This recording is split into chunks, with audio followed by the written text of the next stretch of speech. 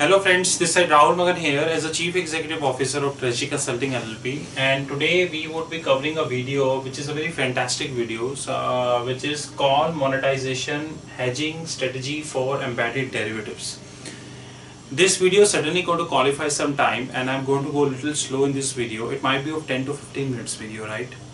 Now in this, what would happen that a lot of time we tend to think that we have a bond which is callable in nature as an issuer. This video is from an issuer perspective, and if you are thinking that this particular strategy has been available in India, answer is no, because this strategy is having a two leg number one and leg number two, and finally the consolidation. Leg number one might be available in this country, but leg number two is surely not available in this country. So consolidation is not possible in this country. They can only be possible if you wanted to do this strategy in India. Then you have to do via offshore, and there is a catch.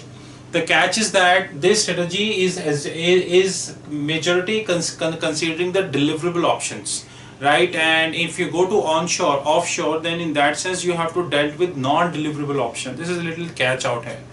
So this is not quite possible in India. So let us take an example of a company called say HSBC. It's a bank.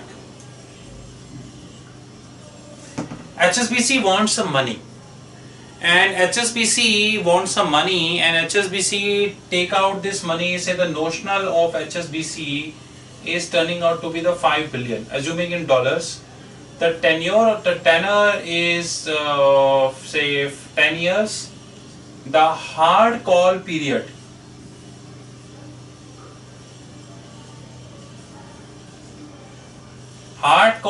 is say 3 years.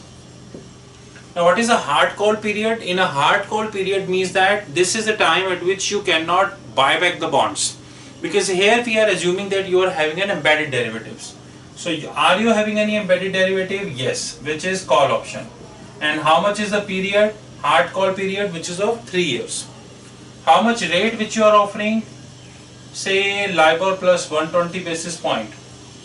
And assume who is your who is your investor? Take any investor, say JP Morgan Chase. JP Morgan Chase is your investor. Assume 100% of the deal has been done by JP Morgan Chase. Now in this we are not talking about principal only swap, coupon only swap, and cross currency interest rate swap. We are predominantly talking about a hedging strategy and effective and subsequent hedge accounting of that. We are not here talking about principal only swap, coupon only swap, or the cross currency interest rate swap. Neither I am going to touch this L plus 120, neither we are going to talk about conversion of dollar liability into INR or any form of liability. Right? In short, we understand that we are having a bank which is HSBC, who is dealing with JP Morgan Chase, and assuming the funding which they want from JP Morgan Chase is the $5 billion funding, and this funding is predominantly of 10 years. Now you have a hard call period also. I am making this like that. Hard call period is 3 years, and the rest 7 years is a non-hard call. It means within this period HSBC cannot buy back the bond even though the interest rate would reduce. Let's take it as not a floating, take it as a fixed rate. Take it this as 10%. Okay. Now they cannot call. When they would be calling? When the market rate would be substantially less than that. Then in that HSBC would be calling that. But there is a problem in this. This is everybody know that in call option, if the interest rate would be less, people would be calling that. If interest rate would be more, they won't be calling that, because this is an advantageous position. That suppose the market is at 12%, HSBC won't be calling that because they are paying 10%. If market rate is 7%, HSBC would be calling that, right? But how would you do the accounting? And we are here talking about basically the P&L. Since this is an embedded derivative in which you have a bond plus you have the call option, it is very difficult to bifurcate both of them, because both are interlinked with each other. It is very difficult to bifurcate both of them. Henceforth, this would surely going to create a P&L issue for everybody of us. And what would be the P&L issue? This would be the P&L issue.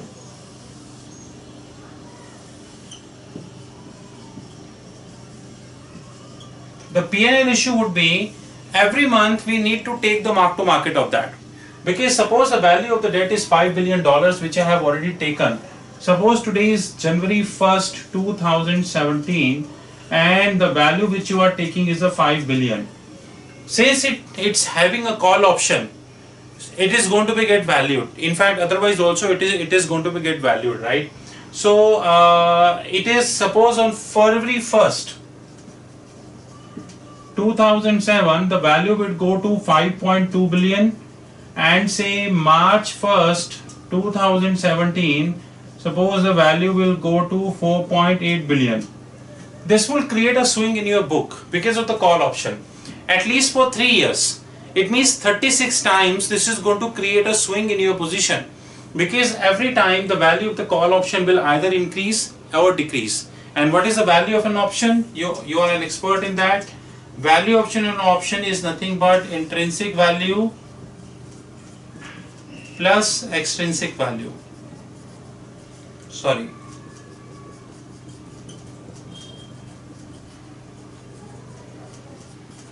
And both US GAAP and IFRS is US GAAP and IFRS is permitting you to either value extrinsic or intrinsic or the fair value of an option.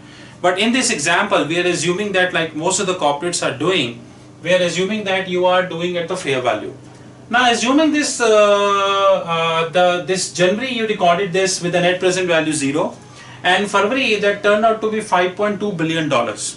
It means that liability will go up. If the liability will go up, this means there is a liability of a $200 million, which is change in the valuation, which will come here.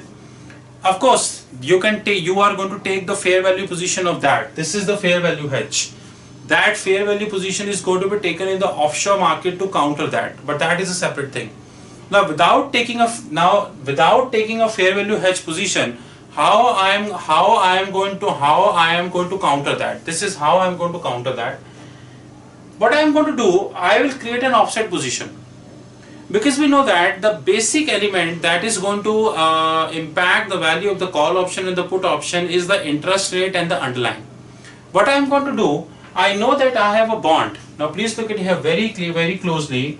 I have a bond. In this bond is attached with something which is call option. I am going to sell a put. Let me clear specifically buy call option. I am going to create a sell put option. I am going to buy a sell put option in which I am going to get a premium, which is a dollar premium. That is why I said that this is not possible in India, because you cannot be a net recipient of the premium. Of course, one should not forget that here the principle of moneyness will never come. The principle of moneyness will never come only because this has nothing to do with in the money, at the money or out of the money. But this principle which you are receiving, this interest which you are receiving, this has everything to do with in the money, at the money or out of the money. So that premium would come on the credit side of the P&L. But you must be thinking that it is a one-off strategy, right? You know, it's kind of a protective put, wherein you have taken a premium on the credit side, and but what if the next time it will come into this sense? What would happen? This I deal in on 1st of February, not on 1st of January, or I would have done this on the 1st of January itself. Now, assuming I have done 1st of February, it means the value of the bond will $200 million negative, right?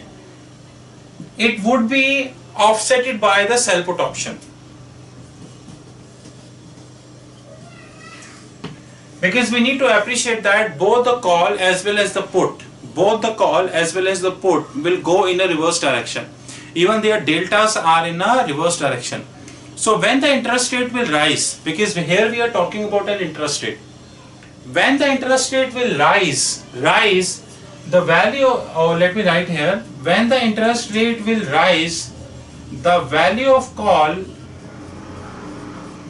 would go up, which is debit, but the value of a put will go down, which is credit. Net is offset.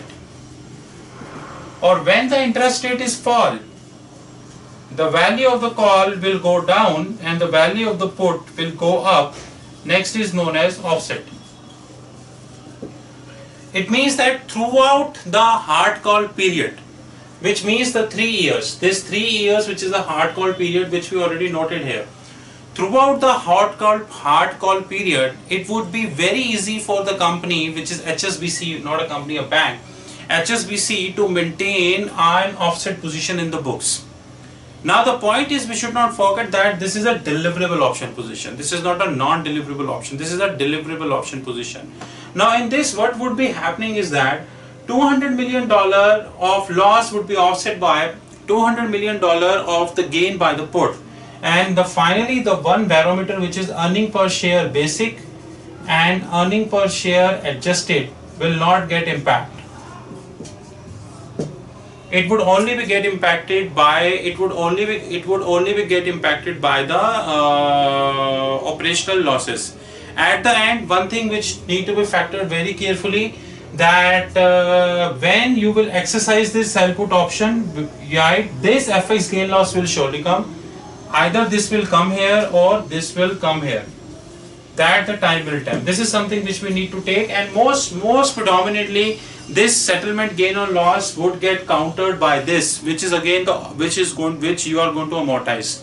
The premium which you are going to amortize, that will be offsetted by this FX gain loss. In a nutshell, this call monetization strategy is something which is able to help you to take the hedge position on your embedded derivative. Of course, there are many books which do not talks about that. You know, in the countries like India, this is not possible. But if you are in a country like Singapore, Dubai, US, Europe and all, such kind of strategies are quite possible.